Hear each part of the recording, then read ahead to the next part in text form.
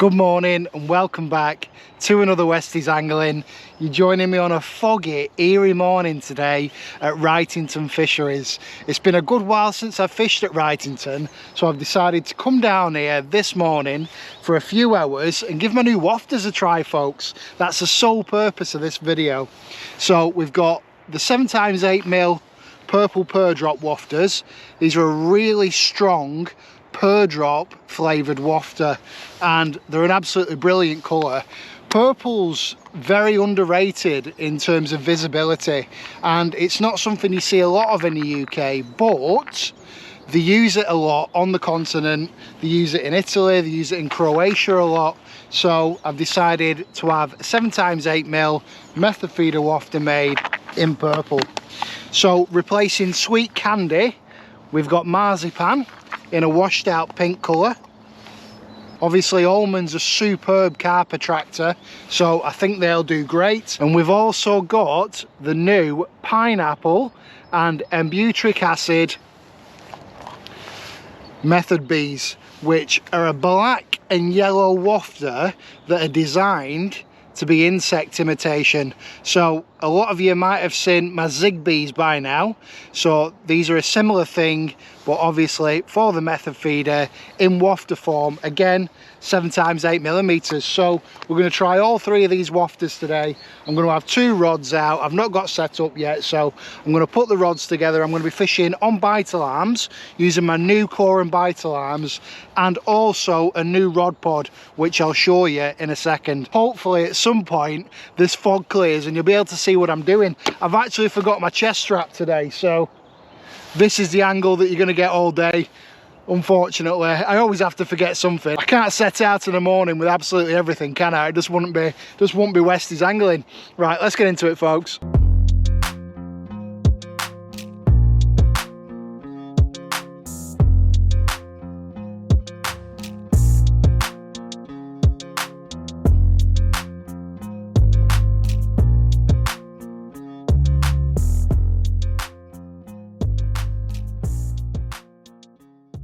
Right folks, so we're going to get some pellets mixed up in a second because I'm eager to get fishing. People keep coming over talking to me, so I'm running late now. I've probably spent best part of an hour of my 3 hours fishing talking to people and I've not even got set up and rods out. So I just wanted to mention something. I've bought one of these NGT tripods. Now just be aware, if you're buying these, the threads on the screws are very, very tight and not all adaptions fit it, so just be careful with that. It's a bit of a design flaw there from NGT, but it's no point me sending it back. I found some quick change adapters that have managed to screw in, so there we go. Using the new core and bite alarms today, and the only problem that I found out with these so far is they don't go very quiet. You can have them just on flash, but I need a bit of noise while I'm filming, so that's one of the issues that I found with them, that they are quite loud even on the lowest settings, so just be aware. Other than that, they seem like great alarms, really robust, and obviously this is my first session using them. But yeah, just be aware, NGT tripod, the screw threads on the bank sticks that come with it, very, very tight, and they won't fit all attachments. So just a little side note there. Right, let's get some pellets mixed up. Today I'm going to be using my Cocoscope contrast method feeder pellets. So they're a light and dark pellet and they're also a low feed pellet, so they're perfect for this time of year. And I think I'm going to start off on the method feeders with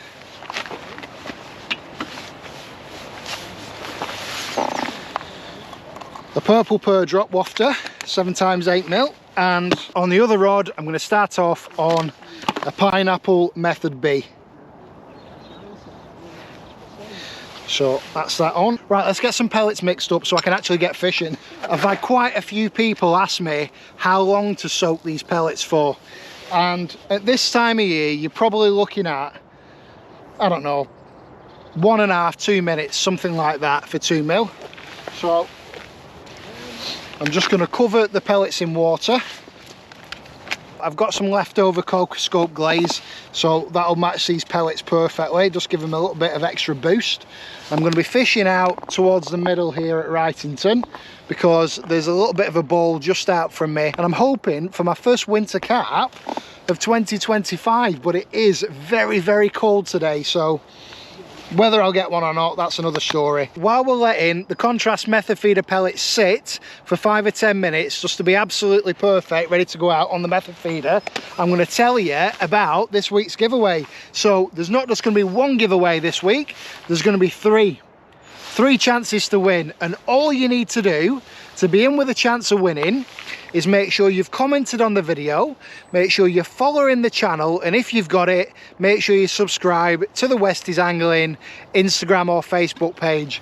I'll pick 3 people at random from the comments and I'll get you one of these pots of Wafters sent out to give them a try yourself. I think these are going to be absolutely perfect. Let's get fishing, let's get some method feeders out, because I've not been fishing in a couple of weeks and I'm eager to get fish on the bank.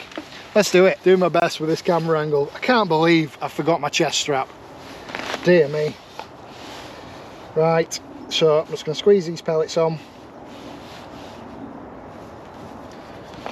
I'm going to get the purple pearl drop out first.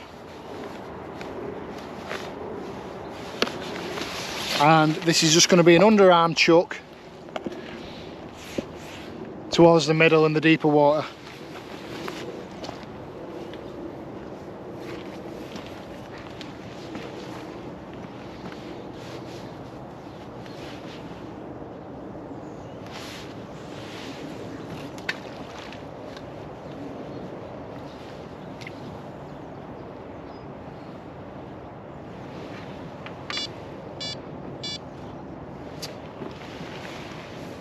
They are loud, these, Dad.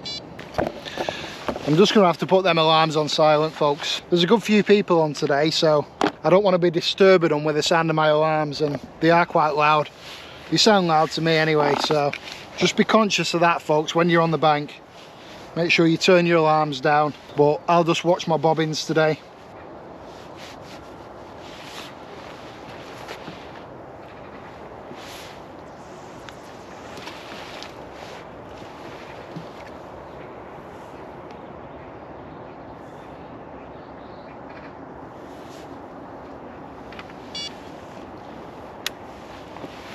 I feel like today's a day about telling you about stuff, but excitingly, I've got the first test batch of my own floating feeders that are on the website now, but in limited supply. I am getting more in very, very soon.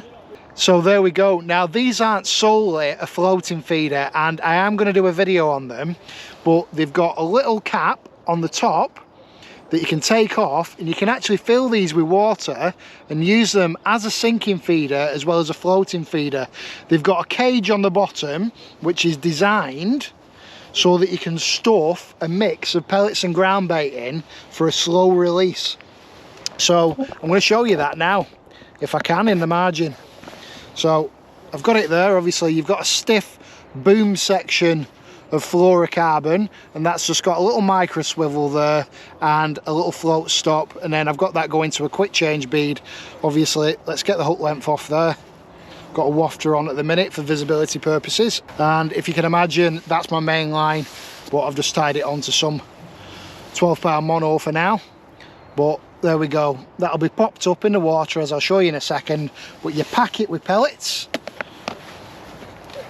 So really pack pellets in, because you want them to drop out slow, and then you have your hook bait sat 6 inches under the feeder like that. And obviously that little float stop will stop the adjustable feeder sliding all the way up your main line, so that'll keep it in position and keep you fishing 6 inch under the water. Right, let me show you this here in the margin. It's about 2 foot deep, so it should be deep enough for me to show you. And you might be thinking, why have you made them in black, Westy? It's not very visible, is it? Well, black, in my opinion, is one of the most visible colours on a water surface, and it's anti-wildfowl. If that was white or yellow or orange, that'd be tracking every duck from here to God knows where. I have got separate bungs for sale as well, in case, one, you lose this one, or you wanted something a little bit more visible. So you can change the bung for a yellow one. So you can see I've got all the pellets packed into the cage there. I've folded this boom section back up and I'm going to drop this in the water. And there you go. So that's floating with the hook length about 6 inch under the water surface there. And the pellets are actually starting to fall out. So if you're expecting these to be like the Corum floating feeder, they're not. They're different, and they can be used in loads of different ways. So if you wanted to, you can pack this with bread feed and critically balance the feeder itself for a slow sink and fish it like a slow sinking bomb, which I'm really excited to try. It'll take some skill, but I think that'll work perfectly. If you brought this feeder fishing in winter and you didn't want to fish it on the surface, what you can do is get yourself a syringe. You need a syringe because the bung hole's so small that you can't just put it under the water surface and fill it up. And it's designed to be small so it doesn't fill up with water when you're trying to fish it on the surface. But if you take a small syringe, and I will put some of these on the website, obviously the syringe has got to be smaller than the hole so you can let air out. Really quick demonstration this, folks, just while we're waiting for a bite. I filled that up with water. I'm going to put the bung in. Should now be a sinking feeder. And there we go, folks. So you could obviously use that with a longer hook length and use it as a normal cage feeder. And then get a needle or something just to break the surface tension of the water and shake it out after your session. And leave the bung out as well. Don't lose the bung, but let it dry. And there we go, that's empty. So obviously you'd leave that in your tackle box to dry or whatever. And then if you wanted to use it on the surface again, bung back in. It'll still float with a little bit of water in, as long as you've got most of it out. And then you're back to being a surface feeder. So very, very quick demonstration there, folks, but I hope you can see how it works. And if you get one, I want you to tell me if you'd make any improvements to it, and if so, what are they? And I also want you to tell me of ways that you've used it. I think, and the thing that I'm most excited about, obviously using it on the top, because the thing that makes this different from Corum's is obviously Corum's line comes off the top of the feeder, whereas mine hangs underneath it, which I think will work probably better because the carp's going to come up, feeding on the pellets, so they're falling out the feeder, and it's going to take your hook bait, and then you're going to get that bolt effect from the feeder on the surface. Obviously it is free running because a carp's just going to be able to pull this float stop off. It's not going to be stuck towing a feeder around if there was a mainline breakage, but obviously you always make your hook length weaker than your mainline when you're using a feeder like this. But yeah, that's basically how it works. But I think this will be absolutely killer with probably, I don't know, a 2 foot hook length, bread feed stuffed in it, and using bread flake on the hook, because you're going to get that slow sink from the feeder, slow sink from the bread, and carp will nail that on the way down. 3 different ways of using it: slow sink, surface, and bottom when you filled it. What I'll also stock on the website to make it convenient is some syringes, so it's nice and easy to fill these up. You can pick syringes up cheap. Obviously don't use ones with needles attached, just use the ones with an elongated nozzle, thin nozzle on. Obviously folks, the primary use for these feeders is to be fished just under the feeder like this, on the top, floating.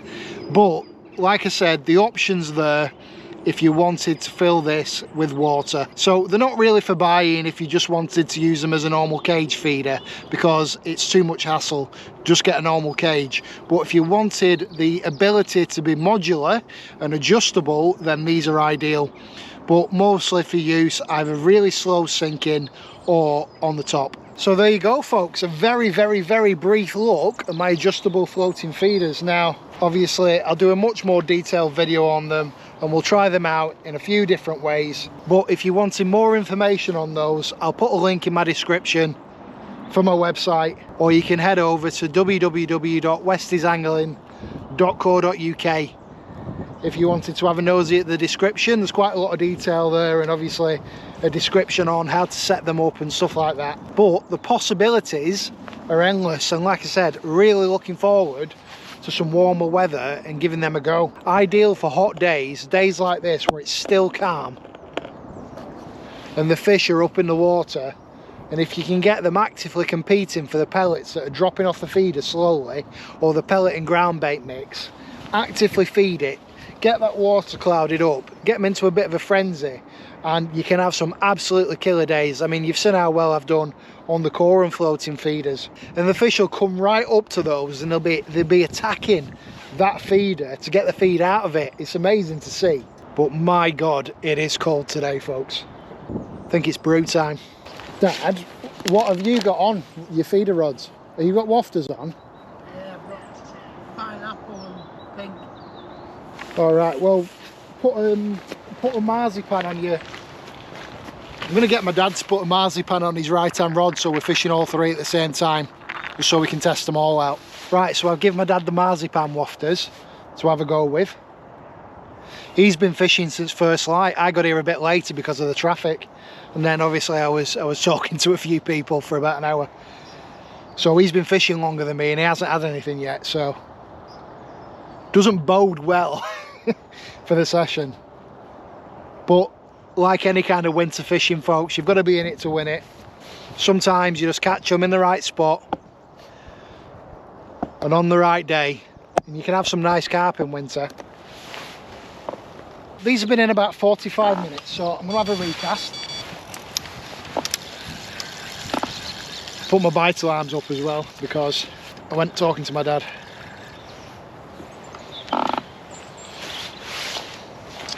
And there's no pellets left in the feeder, so that tells me that they're mixed perfectly. So I'll keep that same wafter on. Let's put some glaze on this time as well.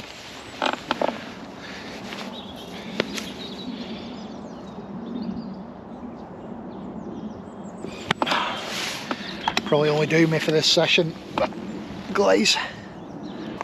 Right folks, purple pearl drop going back out.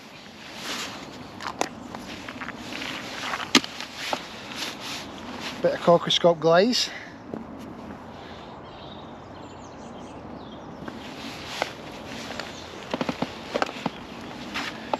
Just need to save the blank at this point.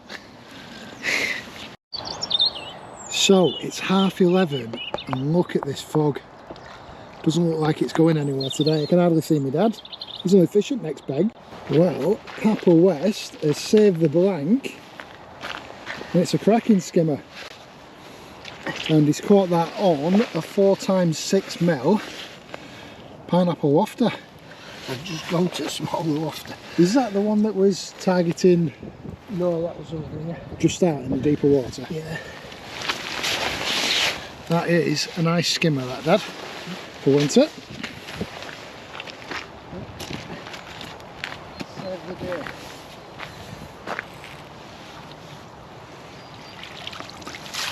Good bite. Is it? On the 4x6s. Good suggestion. Yeah, I just said to my dad, why don't you try a smaller wafter on your other rod? But I don't think that bream would have struggled to take a 7x8mm, so it makes you wonder, doesn't it, whether it was you've just landed it on the fish's head or was it the smaller wafter. Look at me with these Aldi brand fig rolls. Tell you what I can do, folks, so I can still use these bite alarms. I've got the receiver here. Luckily I've brought enough batteries with me, and I can set the receiver to buzz, so it'll buzz in my pocket if I get a bite, which will be enough for me to turn around and get on the rod. So I've just set it to buzz, so if I get a bite this will buzz in my pocket. There we go, solution to everything, folks. Never say never. Buzzing, folks, we're buzzing.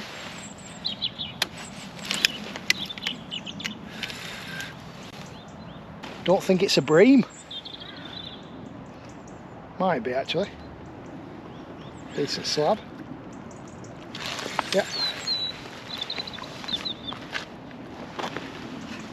can't remember what flavour this is on the right.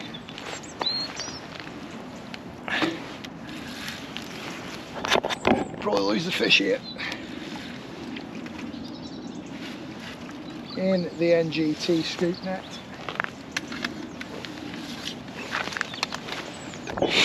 I wondered what that was then, folks, with that buzzing in my pocket. Thought I had a text.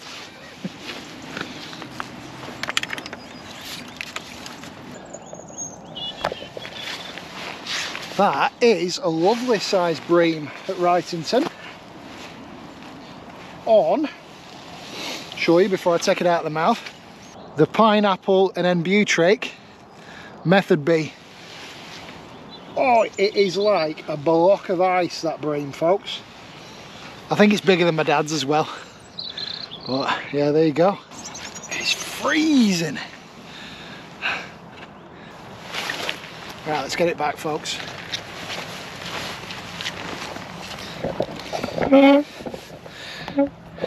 Happy days, save the blank. Let's see if we can get another. Not going anywhere, that bream. Super cold, they'll have absolutely no energy at this time of year. And there we go, folks, the first fish on the pineapple and N-butyric Method Bs. I knew these would be good. Let's see if we can get another one on the bank. Well, I can tell you one thing, we've certainly had a tough winter so far. Do you reckon there's a fish on there? Just had a bite on this left hand rod, it's gone slack. Well, that was a definite bite. I reckon there's a shoal of bream in my swim. And that was on the purple pearl drop, that. It's thrown the hook, as bream do. Just love the colour of these wafters and the smell. I think pearl drop's probably one of my favourite flavours. Fruity flavours, sweet flavours I always find the best. So pineapple, pearl drop, stuff like that. Just had a bit of a bite on the right hand rod. I think the bream have moved on to my pellets. They've sacked off Dad's swim and they're in mine now. They want the Coca Scope pellets. It's not often that you'll see me with gloves on. Right, last cast. I think I'm going to change the purple pearl drop for a marzipan. It's chucking it down as well now. I'll leave the right end rod because I've just had a bit of a drop back on that one. So I'll leave that one on with the pineapple Method B and just swap this left hand rod over to a marzipan. I've mixed way too many pellets up for this session. Got a bit giddy when I was pouring them in the bag. At this time of year, half a bag of one of my session packs will probably do you for a full day. You certainly don't need a full bag, you'll just waste them. Purple pearl drop coming off. That sweet almond flavour is superb. And we'll see if we manage anything on that. Well, at least it's not been a blank, which is the main thing you're trying to achieve at this time of year. Very rare that you bag up in January, especially with all the frost that we've had. Down to -7. Obviously everywhere's only just thawed out really. Only in this last week or so. So it's bound to be tough. And don't kick yourself, folks, if you don't manage to get anything. And don't be scared of moving the method feeder around, searching out those deeper spots, searching out those shoals of fish. You've really got to land it on the nose at this time of year. But you saw how long it took that bream to turn round and recover and swim off. Because that's how sluggish they are at the moment. And it was literally like a block of ice, obviously. This time of year, fish's metabolisms slow down, which is why you need a low feed pellet or ground bait. Of course it's raining, folks. It's WestysAngling. We don't get to go out without rain. Tough day. But expected. Dad's just sorting himself out here. Trying to water seal. Putting his fig biscuits away. Yeah, little soggy fig biscuits. Nobody wants soggy fig biscuits, Dad, do they? No, we don't. Oh dear. Well folks, like I said, just a quick flyer of the session today. Only had a few hours to spare, but I wanted to get down here and give these wafters a try. So I've had a fish on the pineapple method B's, and Dad's had his fish on 4x6mm pineapple today. I've had a bite on the purple pearl drop, but didn't materialise into a fish. So that was probably a small bream, having a go at that. But to have a couple of fish in winter on the method feeder, I'm more than happy with that in a few hours. So I just want to say thanks very much for watching. Don't forget to comment and subscribe for your chance to win one of these 3 pots of wafters. I can't find the other pot, it's in my bag somewhere in this video. And I'll see you in the next Westys Angling.